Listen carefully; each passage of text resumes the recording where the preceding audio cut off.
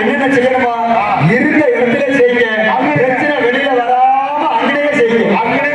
அப்படி விட்டுல ஏன்னா அவங்க ஊர்ல நின்றுகிட்டு அவங்க சாப்பாடு சாப்பிட்டு அவங்களுடைய எங்க ஊர்ல வந்து எனக்கா சட்டம் போறியா அப்படி தவறா நினைப்பாளா இல்லையா? அதனால ஒரு சந்தோஷம் தான். எனக்கு என்ன விஷயம்னா ஒவ்வொரு கிராமமும் எப்பேற்பட்ட கிராமங்கிறத நம்ம வந்தோட தெரிஞ்சுக்கலாம். சின்ன கிராமமா இருந்தா சினிமா ஓட்டுவாங்க, கலாச்சார ஊரா இருந்தா கச்சேரி கல்யாணம் வைப்பாங்க, அளப்பலான ஊரா இருந்தா ஆடல் பாடல் வைப்பாங்க. ஆனா நாகரிகமான ஊர்கள்ல மட்டும்தான் இது மாதிரி நாடு வச்சு பார்ப்பாங்க. நான் ஏன் நாகரிகம் இன்னைக்கு எல்லா ஊர்ல எல்லாம் நடந்துட்டு இருக்கு மூளைக்கு மூளை. ஏன்னா எல்லாரும் பிழைக்கணுமா இல்லையா? நாடா கலைஞர் மட்டும் பிழைச்சா பார்த்தாரு, ஆடல் பாடல் கலைஞர்களும் பிழைக்கணும், சினிமா ஓட்டுறவங்களும் பிழைக்கணும், கச்சேரிக்காரர்களும் பிழைக்கணும்னு நம்ம கருமலை என்ற கோவிலை சுற்றி ஒவ்வொரு கலைஞர்களுக்கும் நல்ல வாய்ப்பு கொடுத்துருக்காங்க. அதாவது எல்லாருக்கும் பொதுவான கலைஞர் அனைத்து கலைஞர் சார்பாக பொதுவான ஒரு நன்றியை தெரிவித்துக் கொண்டு எதுக்குமே நாகரிகமான சொன்ன தெரியுமா? கீழே உட்கார்ந்து இருக்கிற சாதாரண ஆளுகளா, படித்தவர்கள், பண்பாளர்கள், பணக்காரர்கள், அரசு அலுவலர்கள், அரசியல்வாதிகள், ஊர் தலைவர், அப்பளம், நாட்டாம, வார்டு மெம்பர் இவங்கெல்லாம் கீழே உட்கார்ந்து நம்மளை மேடையத்தை அழகு பார்க்கிறாங்க பாருங்க. அதுக்குதான் ரொம்ப நாகரிகமானது அப்படின்னு. இத்தனை நிகழ்ச்சி இருந்தாலும் சரி, ஏன் இதுமா நாடகத்தை வச்சு பார்க்கிறாங்க, வேற நிகழ்ச்சி வச்சு பார்க்கறாங்கல்ல, ஏன் இதுமா நிகழ்ச்சியை வச்சு பார்க்கறாங்க அப்படின்னா ஒரு மனிதனுடைய பேச்ச 3/4 மணி நேரம் யாரு உட்கார்ந்து கேட்கிறாங்களோ அவங்களுக்கு மூளை நல்லா வேலை செய்யும். மூளை இருக்கிறாளுக்கு மட்டும் நான் சொல்றேன், மூளை நல்லா வேலை செய்யும், ரத்தோட்டம் சீரா பாயும், சாப்பிடக்கூடிய உணவு ஜீரண சக்தியை உண்டாக்கும்னு நான் சொல்லல. அமெரிக்கா நாட்டுல 1,50,000 பேர் உட்கார வச்சு ஒரு மனுஷனை 3/4 மணி நேரம் பேச வச்சு ஆய்வு சொல்லுது. அதனால்தான் கோவில் திருவிழாக்கள்ல இது மாதிரி நிகழ்ச்சியை வச்சு நீங்களே பார்த்துட்டு இருக்கிறீங்க, நாங்களும் நினைச்சுட்டு இருக்கோம். தெய்வத்துல எத்தனை விதமான தெய்வம் இருந்தாலும் சரி, முக்கியமா 4 விதமான தெய்வத்தை மட்டும் என்னைக்குமே நம்ம மறக்க கூடாது, மனசுல வச்சுக்கணும். 1 குல தெய்வம், 2வது கிராம தெய்வம், 3வது காவல் தெய்வம், 4வது இஷ்ட தெய்வம். இந்த 4 தெய்வத்தை என்னைக்குமே மறக்க கூடாது. அதனால எந்த சொந்தம் ஒரு மனுஷன் வாழணும்னா முக்கியமா 2 மதிக்கணும். ஒன்னு சாமி, இன்னொன்னு பூமி. இந்த பூமியையும் சாமியையும் மதிச்சாத்தா நமக்கு நெடுங்கால சாப்பாடு கிடைக்கும். அருள் இல்லாதவனுக்கு அவ்வுலகம் இல்லை, பொருள் இல்லாதவனுக்கு இவ்வுலகம் இல்லை, அருளும் பொருளும் இல்லாதவனுக்கு எந்த உலகமே இல்லை அப்படின்றாங்க. அப்ப அருளுங்கிற புகழ் கிடைக்கணும்னா ஆண்டவனை தரிசிக்கணும், பொருளுங்கிற என்ன கிடைக்கணும்னா பூமியை மதிக்கணும். அதனால சாமியையும் பூமியையும் வணங்கிவிட்டு பிறகு நமது வந்தவரையை பார்ப்போம்.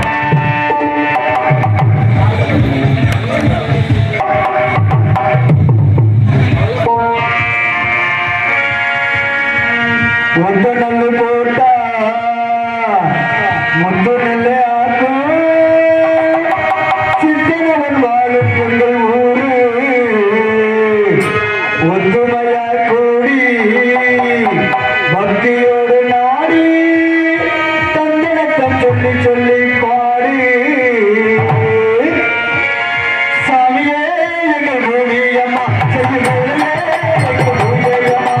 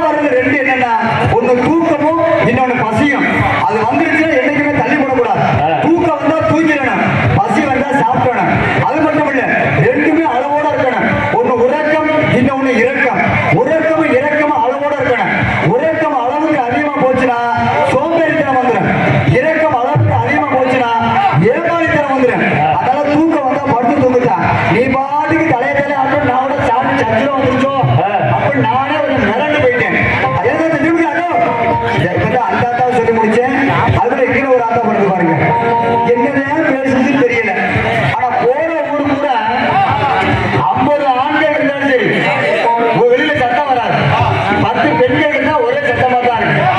என்ன காரணம்னா இந்த பெண்கள்லாம் வாக்கு கூட்ட மாதிரி, ஆண்கள்லாம் கழிவு கூட்ட மாதிரி. இந்த கழிவு எவ்வளவுதான் உயரம் பறந்து சத்தமே வராது. ஆனா இந்த வாக்கு இருக்கு பாருங்க, நல்லா கவனிச்சு பாருங்க. வாக்கு கூட்டம் போகும்போது வாயை வச்சுக்கிட்டே போகாது, கத்துக்கிட்டே தான் போகும். அது மாதிரி ஏதாச்சும் இங்க வந்து பேசிக்கிட்டே தான் இருப்பாங்க. அப்படி என்ன பெருசா பேச போறோம்னு யோசிச்சுட்டாங்க. அப்படியெல்லாம் ஒன்றும் பெருசா இங்க பேச மாட்டாங்க.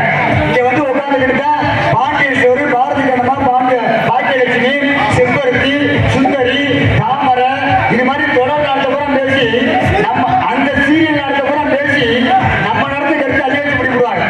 ஏன்னா அவங்கள சொல்லி கோலாடல. இன்னைக்கு நாட்டுல ஒன்னொன்னு கெடுத்துருச்சு. டிவி வீட்டை கெடுத்துருச்சு, செல்லு கூட்டி கொடுத்துருச்சு, கேமரா காட்டி கொடுத்துருச்சு. எப்படி தம்பி எல்லாமே தலையில மாறி போச்சு. நம்ம இந்த டிவி பாக்குறோமே, இந்த டிவில சீரியல் இருக்கிறது அரை மணி நேரம் தான். ஆனா நம்ம விளம்பரத்தை பார்த்து கெட்டு குட்டிச்சோட போயிட்டு இருக்காங்க. அங்கே ஒரு விளம்பரத்தை பாக்குறேன், நம்ம சாப்பிட்டு டிவி பார்ப்பாங்க. சரி சாப்பிடும் போது டிவியை பார்க்கும் போது இடையில ஒரு விளம்பரம் வருவாங்க. நடிகர் அப்பாஸ் அங்கேயிருந்து வருவார். உங்க டாய்லெட்டில் மஞ்சக்கரையா இருக்கவே கூடாது, ஹார்பிக் உபயோகப்படுத்துங்கள். சாப்பிடும் போது கக்கூசி விளம்பரத்தை பார்த்தா மனுஷனுக்கு சாப்பிட வருமா, அந்த எண்ணெய் வருமா, அதோட சோத்தை ஒதுக்கி வச்சிருக்கேன். அதோட இன்னொரு விளம்பரம் வருவாங்க. ஒரு வயசு பொம்பளை பிள்ளைங்க அவங்க அம்மா சோப்பு வாங்க கூட்டிட்டு போகுது. கூட்டிட்டு போயிட்டு சோப்பை வாங்கி கொடுத்துட்டு திரும்பி பார்த்துட்டு அவங்க அம்மா வண்டி எடுத்து கிளம்பிடுது. இந்த பிள்ளை பயந்து போய் அம்மா இருக்குது. அதுக்கு அவங்க அம்மா என்ன சொல்ற, மேலே பார்த்து ஓடு ஓடு, அச்சமில்லை ஓடு. இந்த வயசுல உன் பிள்ளை கையில சோப்பு வாங்கி கொடுத்து ஓட சொன்னீங்கன்னா நாளைக்கு அடுத்த வீட்டுக்காரன் எய்த்த வீட்டுக்காரன் கூட்டிட்டு ஓடி போடுறதுக்கு டெய்லி கொடுக்குறியா? நீ நடந்துகிட்டே இருக்கல நடந்துகிட்டு இருக்காத நாட்டுல. நான் என்னைக்குமே நாட்டுல நடக்கிறது தான் நான் சொல்லுவேன் தவிர, செல்லு கூட்டி கொடுக்குது, இந்த டிவி வீட்டுக்கு இருக்குது, கேமரா காட்டி கொடுக்குன்னு சொல்றேன் இல்லையா? அது மாதிரி இந்த இன்னொரு விளம்பரம் பாருங்க. அங்கிருந்து ஒரு பொம்பளை கதவை உடச்சிட்டு வருது. ஒரு ஆம்பளை துண்டை கட்டி குடிச்சுட்டு இருக்கேன். இந்த பொம்பளை கதவை உடச்சுக்கிட்டு ஒரு பேச்சில் உப்பு இருக்கா, உனக்கு துப்பு இருக்கா, ஒரு ஆம்பளை துண்டை கட்டிட்டு குடிக்கிறானே, கதவை உடச்சிட்டு உள்ள வரலாமா? கதவு என்ன விலை, பேச்சு என்ன விலை? 50 ரூபா பேச்சுக்கு 5000 கதவை உடச்சிட்டு உள்ள வரலையா? நல்ல ஒரு விஷயம் சிந்திச்சு பார்க்கணும். சூப்பர் ஸ்டார் ரஜினிகாந்த் இல்லாத பணமே இல்லை. அவர் நினைச்சா வழுக்க தலையில முடி முளைக்க வைக்கலாம். அஜித் குமார் இல்லாத பணமே இல்லை. அவர் நினைச்சா வெள்ள முடிய கருப்பு முடியாக்கலாம். அம்பானி கிட்ட இல்லாத பணமே இல்லை. அவர் நினைச்சா குண்டா இருக்கிற உடம்ப ஒல்லியாக்கலாம். எவ்வளவுதான் கோடி கோடியா பணம் வச்சிருந்தாலும் அவங்களுக்கெல்லாம் தெரியும் இயற்கையை மிஞ்சினது எதுவுமே கிடையாதுன்னு. ஆனா நம்ம மாதிரி படிச்ச முட்டாள்கள் தான் விளம்பரத்தை பார்த்து பார்த்து கண்ட சோப்பை போட்டு போட்டு கண்ட ஆயில போட்டு போட்டு நம்மளும் உடம்பு கெடுத்துக்கிறோம், காசு பணத்தையும் வீணடிச்சிடறோம். இதுக்கு தான் சொன்னேன், டிவி வீட்டை கெடுக்குதுன்னு. செல்லு கூட்டி கொடுக்குது, கேமரா காட்டி கொடுக்குது, எல்லாமே தலையில மாறி போச்சு. புத்தகம் அமைதியா இருக்கு, ஆனா படிச்சவே ஆடுறேன். பணம் அமைதியா இருக்கு, சம்பாதிச்சு வச்சிருக்கவே ஆடுறேன். பணம் அமைதியா இருக்கு, அதை தூக்கிக்கிட்டு போறதே ஆடுறேன். இவ்வளவு தூரம் பாட்டில் அமைதியா இருக்கு, ஆனா அதை குடிச்ச வந்தே ஆடுறேன். ஆட வேண்டிய ஊரணைக்கு அமைதியா இருக்கு, அமைதியா இருக்கிற வேண்டிய ஊரணைக்கு தலை விரிச்சு ஆடிக்கிட்டு இருக்கு. அன்னைக்கெல்லாம் ஓடுறோம் வயிற்ற நிறைக்க, இன்னைக்கெல்லாம் ஓடுறோம் வயிற்ற குறைக்க. அந்த அளவுக்கு தொப்பை ஆகி போச்சு. அன்னைக்கு கையை வீசி நடந்தோம், இன்னைக்கு கைபேசியோட நடந்துகிட்டு இருக்கோம். அன்னைக்கெல்லாம் வீடு சிறுசா இருந்துச்சு, குடும்பம் கூட பெருசா இருந்துச்சு. என்ன காரணம்? எங்க தாத்தாவுக்கு அந்த காலத்துல 10 பிள்ளை. அந்த காலத்துல உள்ள தாத்தா பாட்டி எல்லாம் 10 பிள்ளை 15 பிள்ளை. என்ன காரணம்? அன்னைக்கெல்லாம் இந்த பேஸ்புக்கு, வாட்ஸ்அப்பு, இன்டர்நெட்டா, இது மாதிரி செல்போன் எதுவுமே கிடையாது. அன்னைக்கு ரேடியோ கூட இருக்காது. உண்மை அதுதான். அப்ப அந்த காலத்துல விளையாட்டு ஜாமான் எதுவுமே இல்ல. நம்ம தாத்தாவுக்கு கிடைச்ச ஒரே ஒரு விளையாட்டு ஜாமான் நம்மளுடைய கிளவி மட்டும்தான். பகல்ல போய் வயல உழுகிறது, ராத்திரி கிளவிய உழுகிறது. இப்படி உழுது 10 பிள்ளை 15 பிள்ளை அன்னைக்கு ஆரோக்கியமா பெற்றிருந்தாங்க. இன்னைக்கு ஒத்த பிள்ளைக்கு மேல மற்ற பிள்ளை பக்கம் நேரம் இல்லை. என்னைக்கு தலைவர செல்போன் வந்துச்சோ ரொம்ப பேர் செல்போனை தடவி பொண்டாட்டிய தலைவரை மறந்துட்டாங்க. அதனால காலம் மாறி போச்சா இல்லையா? அதனாலதான் சொன்னா அன்னைக்கு குடும்பம் பெருசா இருந்துச்சு, வீடு சிறுசா இருந்துச்சு. இன்னைக்கு வீடெல்லாம் பெருசா இருக்கு, குடும்பம் பூரா சிறுசா வந்துருச்சு. நாம இருவர் நமக்கு இருவர், அவ்வளவுதான். பொண்டாட்டி ஒரு வேலைக்கு போயிறாங்க, புருஷன் ஒரு வேலைக்கு போறாங்க, பிள்ளைய பூரா அதுவா சாப்பிட்டு அதுவா பள்ளிக்கூட்டு போறாங்க தெரிஞ்சுங்க. அப்ப குடும்பம் பூரா சிறுசா போயிருச்சு, வீடு பூரா பெருசா வந்துருச்சு. அன்னைக்கு கதவை திறந்து வைக்க காத்து வரட்டும்னா, ஆனா இன்னைக்கு கதவை சாத்துங்க காத்து வெளியில போகுதுன்னு கேட்டாக்க ஏசி ஓடிட்டு இருக்கிற. ஒரு ஏசி வச்சோம்னா ரூம் மட்டும்தான் குழு குழுன்னு இருக்கும்,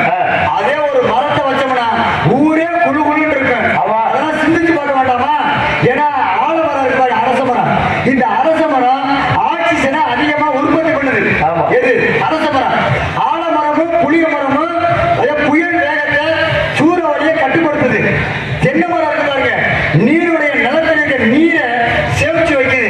எது? பனைமரம். ஆனா தென்னை மரம் என்ன பண்ணுது? மண்ணரிப்பு பூரா தடுக்குது. ஒரு அறிவு இருக்கக்கூடிய மரம் அதோட இயற்கையை சரியா செய்யுது.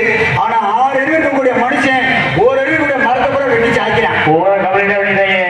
இன்னைக்கு இந்த டிவியில பாருங்க, வீட்டுக்குள்ள தண்ணி பூந்துருச்சு, வீட்டுக்குள்ள தண்ணி பூந்துருச்சு. உண்மையிலே சொல்றீங்க, இயற்கை அது வேலையை சரியா தான் செய்யுது. தண்ணி பூந்தா என்ன அர்த்தம்? குளத்துல வீடு கட்டி வச்சிருக்கேன்னு சொல்லாம சொல்லுது. அதேதான் அதேதான். நீர் ஓடுற இடத்துல நீ வீட்டை கட்டி வச்சு விட்டு தண்ணி வீட்டுக்குள்ள வந்துருச்சுன்னா வராம என்ன வரதான் செய்யும். அப்ப அது வேலை சரியா இருக்குல்ல? அப்ப நம்ம சரியா இருக்கணுமா இல்லையா? அதனாலதான் சொன்னேன் காலப்போக்கு இது மாதிரி மாறிடுச்சுன்னு.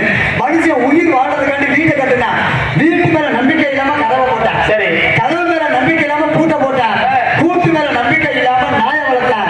நாய் மேல நம்பிக்கை இல்லாம செக்யூரிட்டின்னு காவலாளியை வச்சான். செக்யூரிட்டி மேல நம்பிக்கை இல்லாம கேமரா வச்சான். அந்த அளவுக்கு காலப்போக்கு மாறி போச்சா இல்லையா? CCTV camera. ஏன்னா இன்னைக்கு டூ வீலர் பெருகி போச்சு, விபத்துகளை மதியம் ஆயிடுச்சு. ஆனா அப்போல்லாம் எந்த டூ வீலரும் இருந்துச்சா? இருந்துச்சு, கொஞ்சமா இருந்துச்சு. வண்டி ஓட்டிட்டு போறவங்க மெதுவா தான் போனாங்க.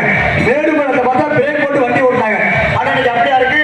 நம்மளால வண்டிக்கு பேரு குண்டி தூக்கி பைக்கு, குண்டி தூக்கி பைக்கியா இருக்கு. புதுசா அப்பாச்சி வண்டி. ஓட்டுறவன் கீழே உட்காந்துருப்பான், உட்காந்துருக்கவன் 3வது மாடியில உட்காந்துருப்பான். போறவன் வேகமா போறான், வேகத்துல பார்த்தா குண்டியை தூக்கினா குண்டி அடிக்கிறான். அதுக்கு பேரு வேக தடைன்னு வச்சிருக்கிறேன். அதெல்லாம் பார்த்து ஓட்ட வேண்டாமா? தயவு செய்து இந்த டூ வீலர் ஓட்டுறவங்களுக்கு அன்பான வேண்டுகோள், 40ல போயிட்டு நலமா வீடு வந்து சேருங்க. 100ல போயிட்டு யாரும் 108ல வந்துடாதீங்க. சொல்ல வேண்டியது என்னுடைய கடமை. அதை கேட்கிறதும் கேட்காதும் உங்களுடைய உரிமை. மனுஷன் எதை வேணாலும் விட்டு கொடுக்கலாம், ஆனா உரிமையை மட்டும் என்னைக்குமே விட்டு கொடுக்க முடியாது. இன்றைய உலகம் எப்பேற்பட்ட உலகம்னா, அடுத்தவனுக்கு நம்ம வளர்ச்சி பிடிக்காது, சொந்தக்காரனுக்கு நம்ம வாழ்றதே பிடிக்காது. அப்பேற்பட்ட உலகத்தில் நம்ம வாழ்ந்துட்டு இருக்கிறோம். ஏன்னா உயிரை பிடிக்க வர எவன் கூட எருமை மாட்டுல மெதுவா தான் வர்றான். ஆனா இவன் மட்டும் எவனை பார்க்க போற அவசரத்துல வண்டியில வேகமா போய் ஆக்சிடென்ட் ஆயிடுறான். இவ்வளவு ஒரு பொறுப்பான விஷயம். இப்ப என்ன சூழ்நிலை அப்படின்னா, விட்டு கொடுத்து போறவனை விட போட்டு கொடுத்துட்டு போறவன் தான் புரோட்டா பிரியாணிமா சாப்பிட்டுருக்கான். அதனால நம்ம எத்தனை நாடை பார்த்திருப்பீங்க, எத்தனையோ கோமாளியை பார்த்திருப்பீங்க. மற்ற கோமாளி மாதிரி நான் கிடையாது. வந்தோம், கூத்தடிச்சோம், கும்மாளம் போட்டோம், காசை வாங்கிட்டு போனோம் அப்படிங்கிற எண்ணம் கண்டிப்பா பெருமாள் மீது ஆணையா சொல்ல எனக்கு கிடையாது.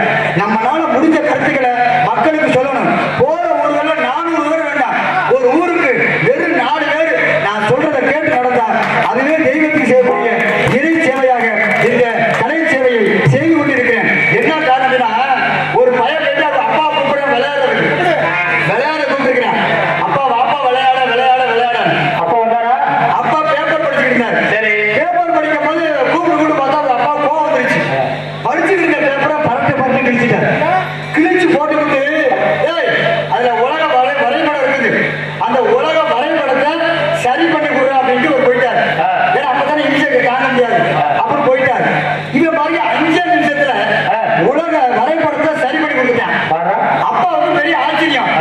இன்னொன்னு அதிசயம். ஒரு ஆச்சரியம்னா நம்ம பயலாம் 5 நிமிஷத்துல கொண்டாந்துட்டாங்க. அதானே. இன்னொரு அபூர்வம் என்ன, இந்த அளவுக்கு சேர்க்கிறதுக்கு டேலண்ட் எப்படி எங்கே வந்துச்சு அப்படின்னு மயனை பார்த்து அப்பா கேட்டாராம். சரி. ஏப்பா உலக வரைபடத்தை 5 நிமிஷத்துல ஒண்ணு சேர்த்து கொண்டாந்து கொடுத்துட்டியே, எப்படி உன்னால முடியும்னு கேட்டாரா அப்பா.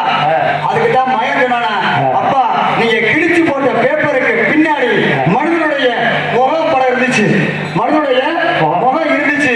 அந்த முகத்தை எடுத்து ஒண்ணு சேர்த்தான்.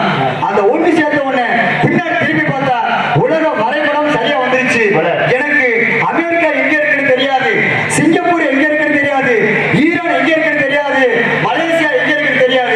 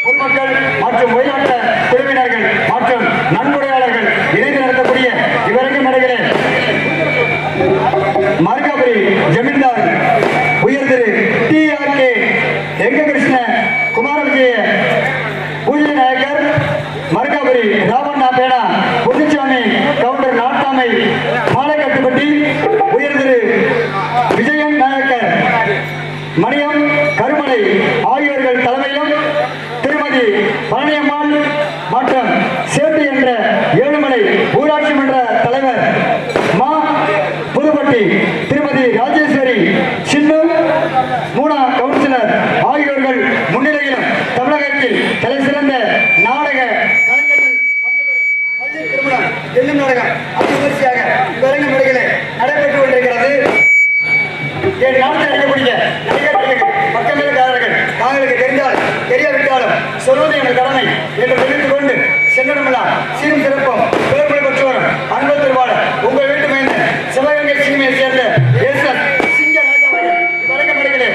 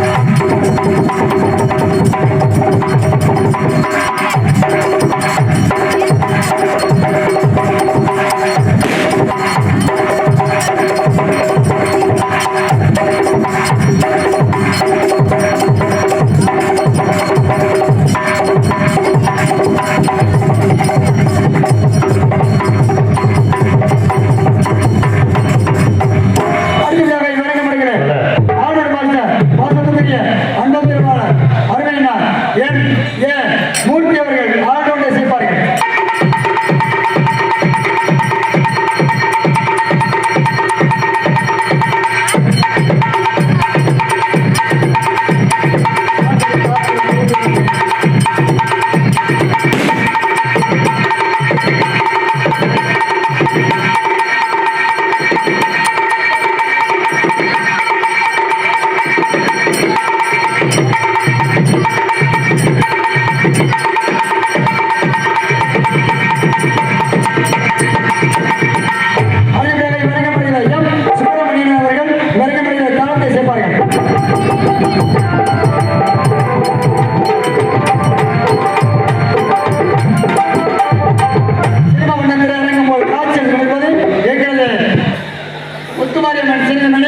உரிமையாளர் சுப்பிரமணியன் அன்புகளுக்கு மனமார்ந்த நன்றியை தெரிவித்துக் கொண்டு அடுத்தபடியாக எங்களுக்கு சாப்பாடு அறுசுவை உணவு வழங்கிய அன்புகளுக்கு மனமார்ந்த நன்றி கிடந்த வணக்கம் வணக்கம் வணக்கம். ஏன்னா அந்த காலத்துல அருமையான சாப்பாடு அருமையான சாப்பாடு சாப்பாடு நல்லா தான் இருந்துச்சு. ரசம் தான் ரொம்ப தனியா போயிருச்சு.